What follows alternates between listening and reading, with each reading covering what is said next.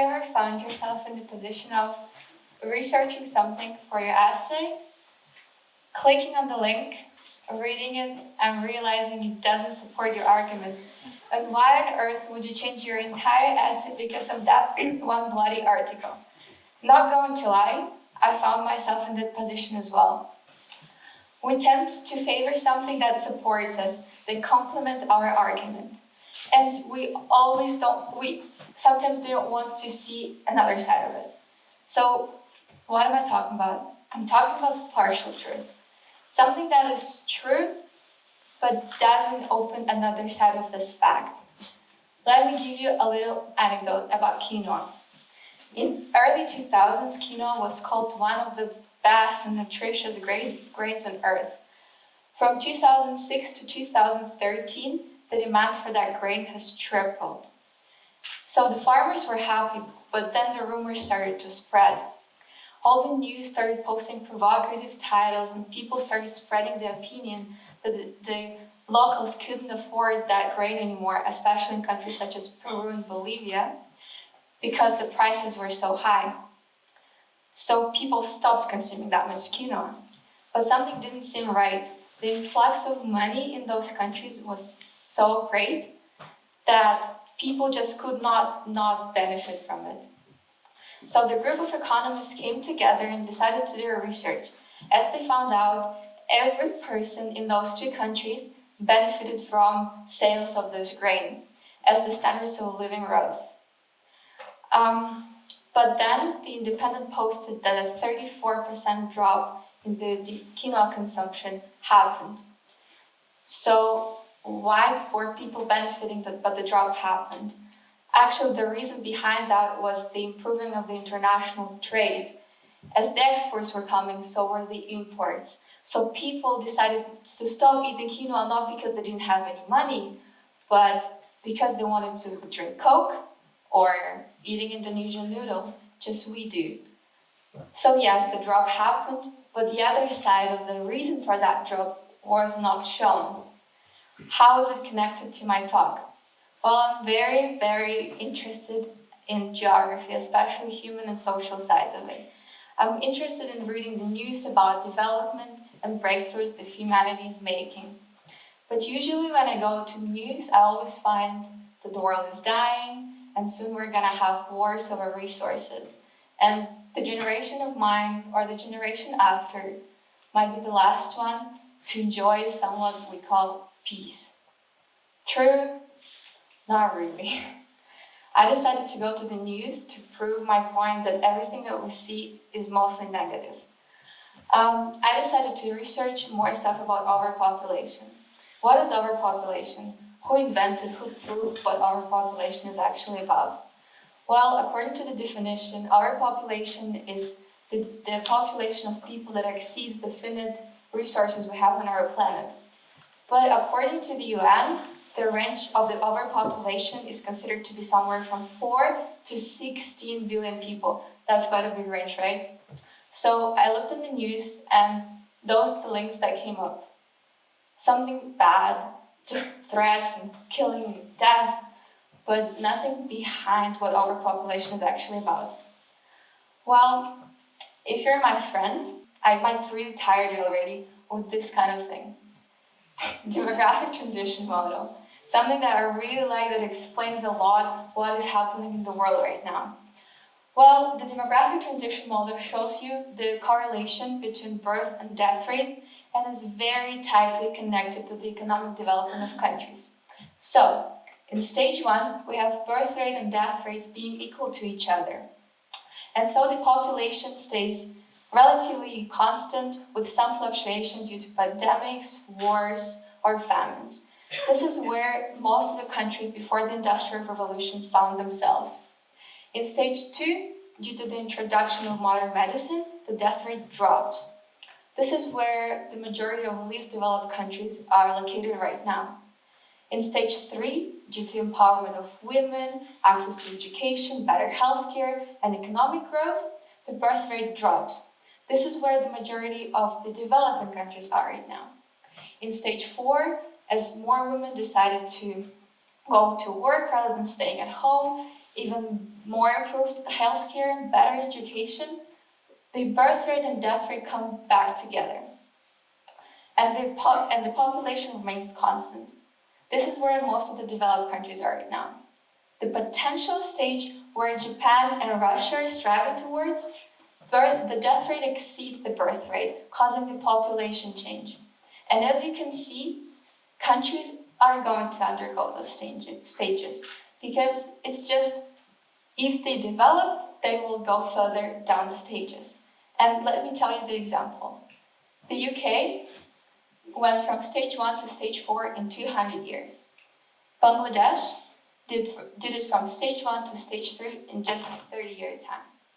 So, as the developing countries are learning from the mistakes the developed countries have already made and benefiting from the technological progress, they can really boost up this process.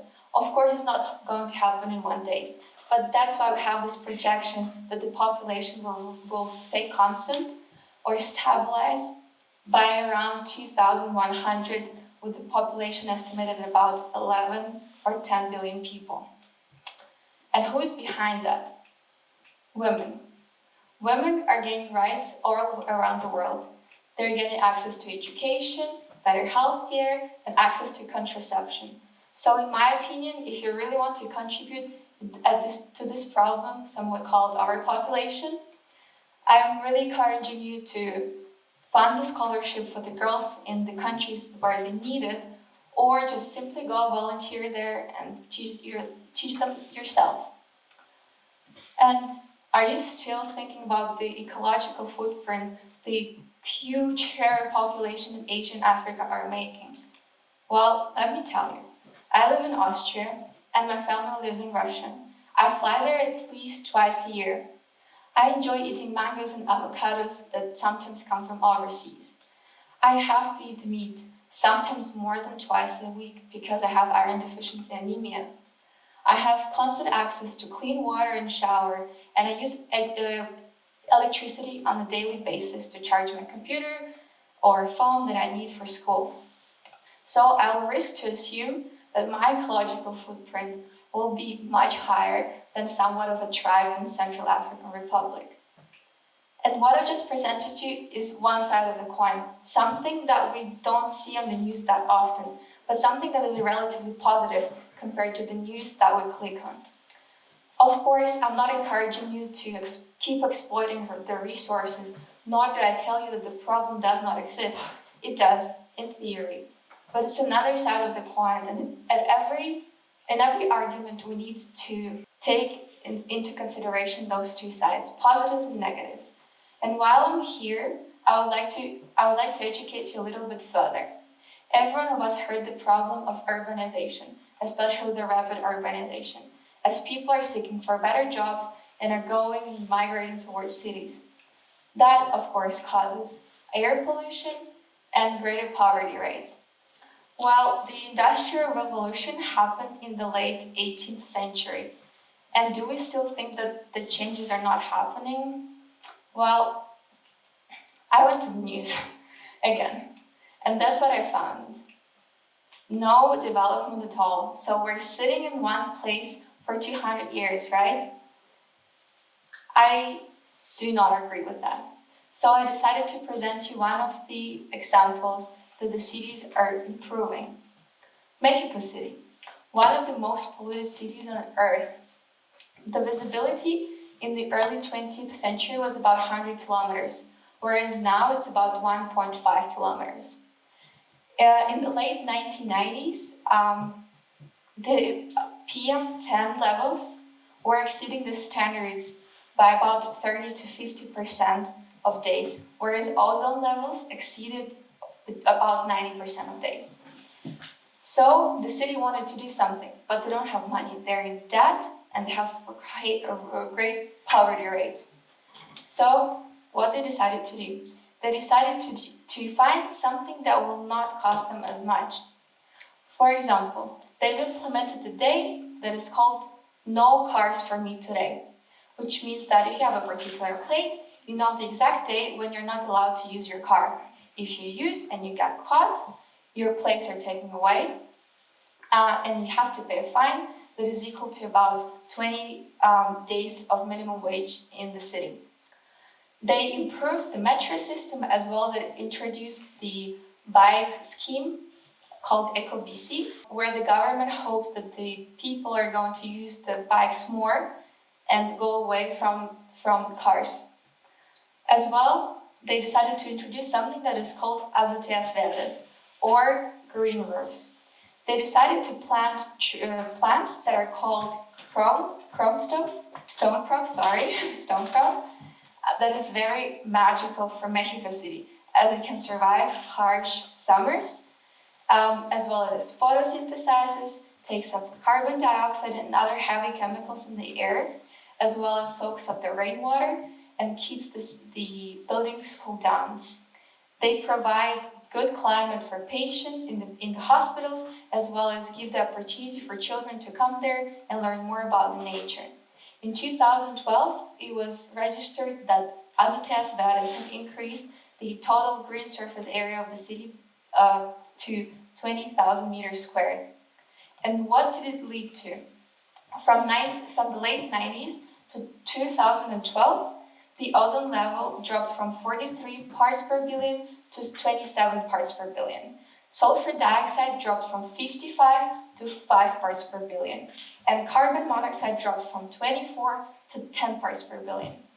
I don't know to you, but to me it seems like a great change, especially when not a lot of money were put into those implementations.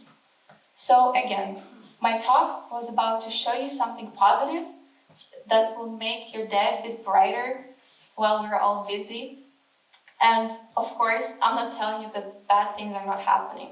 They do, but that's what we're mostly talking about, as if nothing positives are being done in the world. That really upsets, because I often see it in our school where people just neglect that positives are there. So I encourage you to look at both sides of the coin every time you have an argument with someone or doing your essay, for example. Partial truth is like taking a picture. You can look into your camera, you can zoom in or crop some parts or even blur it, but you cannot deny that there is something outside of that picture. So I hope that you'll listen to me, and next time seek for something positives as well. Thank you.